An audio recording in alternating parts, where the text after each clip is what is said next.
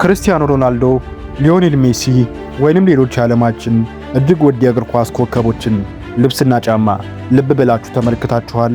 ከሙሉ ልብስ ወይም ከጅንሱ ሱሪያቸው በታች በሚያደርጉት እጅግ ውድ ጫማ ላይ ሁለት ፊደላት ተለጥፈው ታያላችሁ።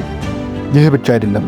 የዓለማችን ዝነኛና ተጽዕኖ ፈጣሪ ሰዎች እነ ፓሪስ ሂልተን፣ ዴቪድ ቤካም፣ ኒኮላስ ኬጅ፣ ድምፃዊው ዘ ዊኬንድ አቤል ተስፋዬ፣ 50 ሴንት፣ ስኖፕ ዶግ፣ ክሪስ ብራውን፣ ታዋቂው ሞዴል ናኦሚ ካምፕቤል፣ የቦክሱ ንጉሥ ፍሎይድ ሜይዌዘር እና ሜጋን ፎክስ በሄዱበት መድረክ ሁሉ ወይ ጃኬታቸው ላይ ወይ ጫማቸው ላይ አለያም በሚይዙት ቦርሳ ላይ ይህንን የሚል ምስጢራዊ ምልክት አታጡም። ይህ ምልክት ምን እንደሆነ ታውቃላችሁ? ፊሊፕ ፕሌን ይባላል። የሀብታሞች የነገሥታትና የቢሊዮነሮች መለያ ብራንድ። ታዲያ አሁን የምነግራችሁን እውነት ስትሰሙ አእምሯችሁ ሊያምን አይችልም። ይህ ዛሬ የዓለምን እጅግ ውድ የቅንጦት ገበያ የተቆጣጠረው የሳውዲ ንጉሳውያን ቤተሰቦችና የኢሚሬትስ ልዑላን በቢሊዮን ዶላር የሚገዙት ታላቅ ብራንድ መነሻው የት እንደሆነ ታውቃላችሁ? ፋሽን ትምህርት ቤት አይደለም፣ ታላቅ ፋብሪካም አይደለም። መነሻው በአንድ ምሽት በምቾት ማጣት ስትሰቃይ የነበረች አንዲት ምስኪን ውሻ ናት። አዎ፣ የውሻ አልጋ ከመስራት ተነስቶ ሆሊውድን ስላንቀጠቀጠው እልህኛ ሰው ታሪክ ዝርዝሩን እንመለከታለን። እስከ መጨረሻው አብራችሁን ሁኑ። ምክንያቱም ይህ ታሪክ ያላችሁን መክሊት ፈልጋችሁ እንድታወጡ ያደርጋችኋል። ከዓመታት በፊት በአንድ ጸጥ ያለ ምሽት ወጣቱ ፊሊፕ ፕሌን በጣሊያን ሀገር በሚገኘው መኖሪያ ቤቱ ሳሎን ውስጥ ተቀምጦ ቲቪ ያያል። በክፍሉ ውስጥ ግን ሌላ የምታደርገውን ያጣች ፍጡር ነበረች፣ የእሱ ውሻ።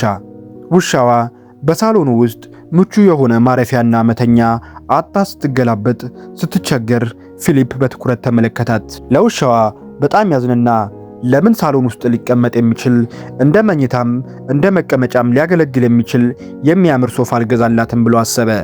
ወዲያውኑ ወደ ተለያዩ የኢንተርኔት ድረገጾች በመግባት ለውሾች የሚሆኑ የቅንጦት ዕቃዎችን መፈለግ ጀመረ።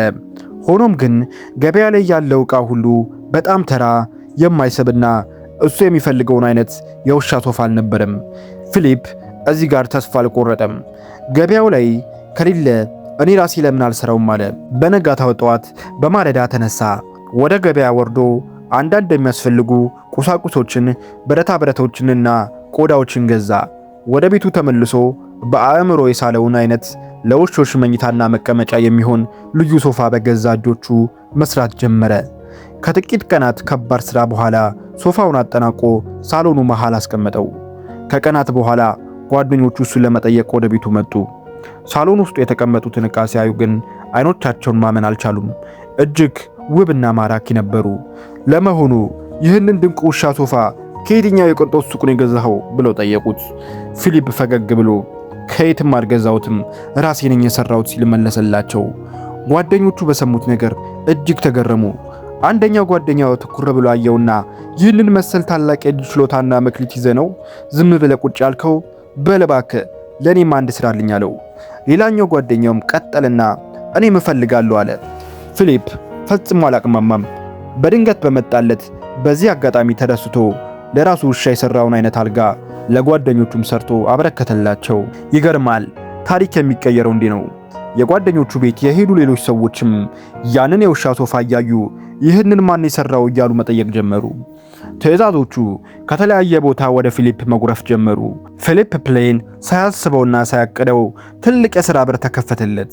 ጉዳዩን በቁም ነገር በመያዝ መለስተኛ የሥራ ቦታ ወይም ወርክሾፕ አዘጋጀ። የተወሰኑ መሳሪያዎችንም ገዝቶ ሙሉ በሙሉ ወደ ማምረት ተሰማራ። ትዕዛዙ ግን አልቆመም። ፈጽሞ ባልገመተ ሁኔታ የሥራው ፍላጎት ከአቅሙ በላይ መሆን ሲጀምር በርካታ ባለሙያ ሰራተኞችን ቀጥሮ ማሰራት ጀመረ። ፊሊፕ አንድ ብልጥ ሥራ ሠራ።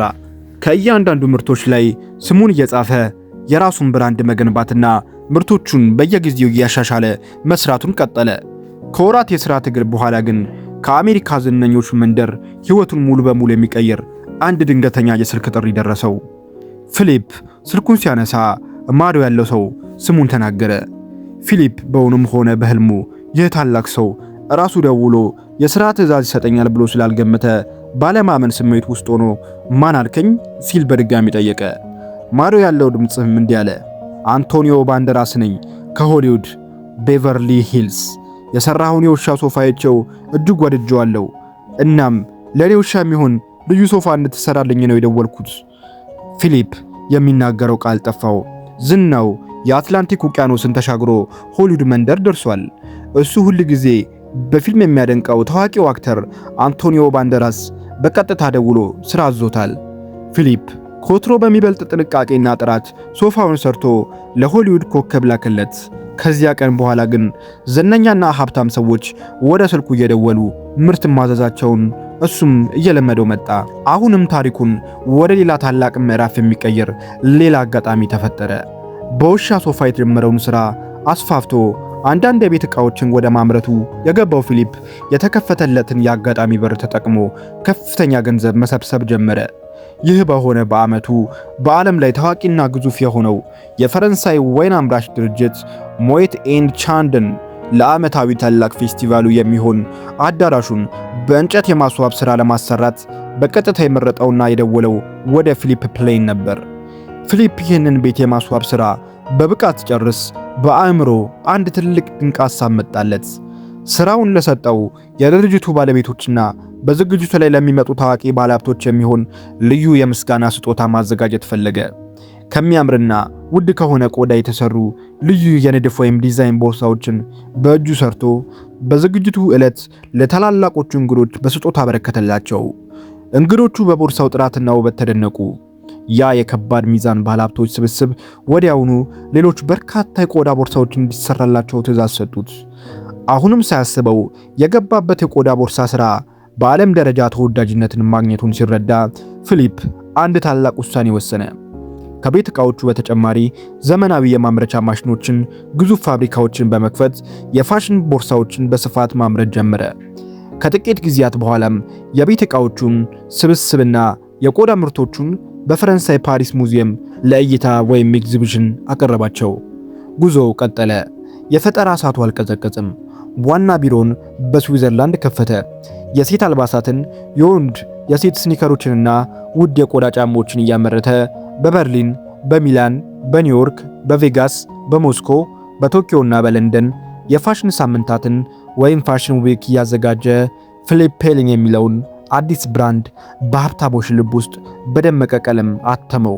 ዛሬ ላይ ይህ ስም ለሳውዲ ንጉሳውያን ቤተሰቦች አዲስ አይደለም። የኤሚሬትስ ልዑላን፣ የዓለማችን ታዋቂ የእግር ኳስ ተጫዋቾችና ታዋቂ ሚሊዮነሮች ሁል ጊዜ ከፊሊፕ ፕሌን ጋር ጉዳይ አላቸው። ምክንያቱም ይህ ስም የእነሱን ማህበራዊ ስታተስ የሚጠብቁበት፣ ስማቸውንና ሀብታቸውን የሚመጥን አልባሳት የሚያመርትላቸው ታላቅ ተቋም ነው።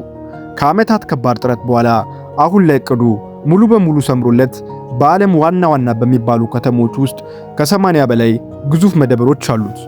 ዛሬ ላይ እሱ አንድ መደብር ሲከፍት ወይም የፋሽን ሾው ሲያዘጋጅ በክብር እንግድነት የሞናኮ ልዕልት ራሷ ትገኛለች።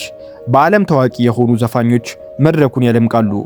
ምርቶቹን ለማስተዋወቅ እንደ ሊንድሴ ሎሃን ያሉ የሆሊውድ ታዋቂ አክተሮችን አስለብሶ ምርቱን ያሳያል። ወዳጄ ሆይ ታሪኩን ሰማኸው አይደል?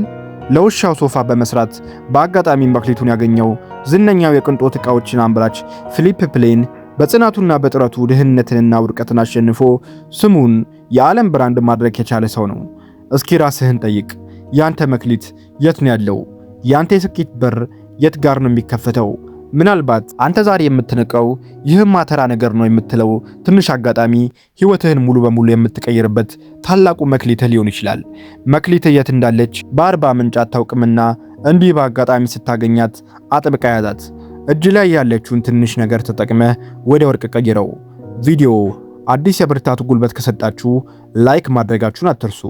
እንዲሁ ይህ ሕይወት የሚቀይሩ እውነተኛ ታሪኮች ዘወትር እንዲደርሷችሁ ቻናሉን አሁኑኑ ሰብስክራይብ ያድርጉ። እናንተስ ካላችሁበት ተነስታችሁ ምን አዲስ ነገር ለመጀመር አሰባችሁ? ሐሳባችሁን በኮመንት አጋሩኝ። በሚቀጥለው ቪዲዮ እስክንገናኝ መክሊታችሁን አውጡ፣ ስኬታማ ሁኑ።